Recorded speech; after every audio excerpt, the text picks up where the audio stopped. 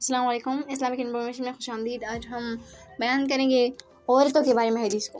نبی اسلام کا فرمان ہے النساء حبائل الشیطان، عورتیں شیطان کا جال ہے۔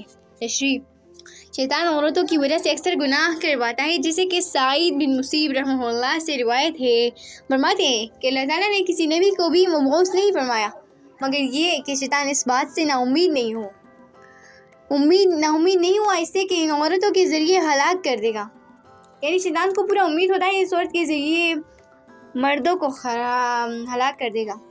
اسی طرح حضرت حسن بن صالح رحمہ اللہ علیہ فرماتے ہیں کہ شیطان عورتوں کو خطاب کر کے یہ کہتا ہے کہ اے عورتوں، تم میرا آدھا لشکر ہو اور تم میرے ایسی تیر ہو کہ جس کو تمہاری وجہ سے مارتا ہوں وہ نشانہ خطا نہیں کرتا میں، اور تم میری بھید کی جگہ ہو اور میری حاجت پوری کرنے میں قاصد کا کام دیتی ہوں۔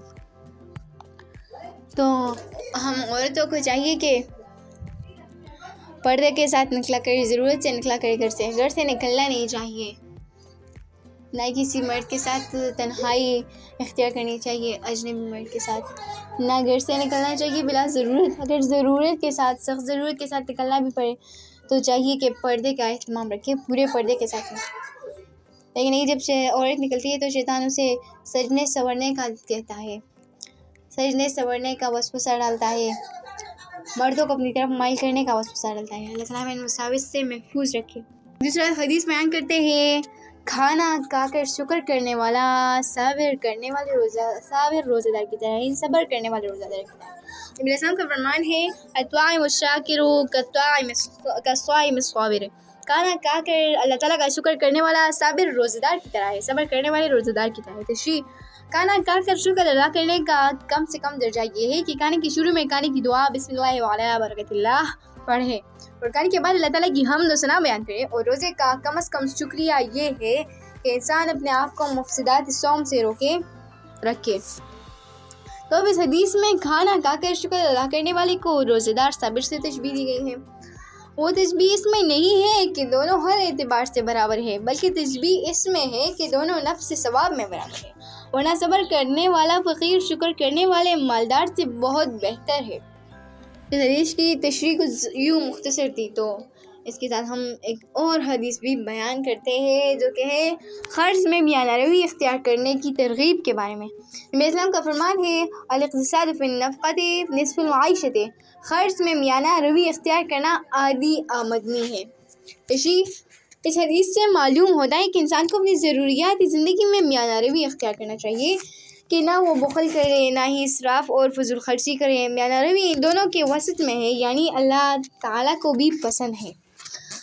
علماء کرام فرماتے ہیں کہ انسان کی معاشی زندگی کا دار و مدار دو چیزوں پر ہے، ایک آمدنی اور دوسرا خرچ۔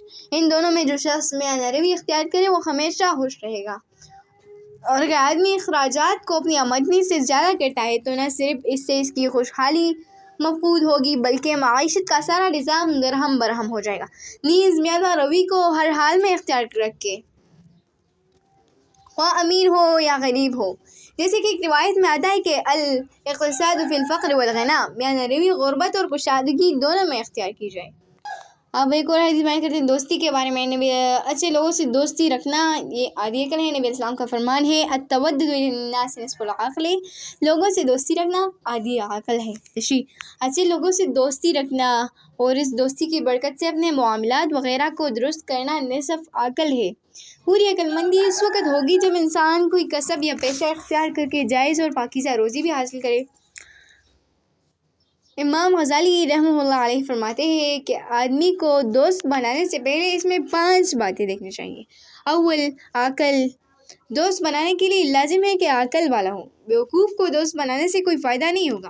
دوم، اچھے اخلاق والا ہو، اگر اچھے اخلاق والا نہیں تو بسا اوقات آدمی عقل مند تو ہوتا ہے مگر غصے اور شہوت وغیرہ اس کو صحیح کام کرنے نہیں دیتے۔ سوم، فاسق نہ ہو، اللہ تعالیٰ سے ڈرنے والا ہو، اگر اس میں خوف خدا نہیں تو وہ کسی وقت بھی دھوکہ دے دے گا یا معاصی میں مبتلا کر کے الگ ہو جائے گا۔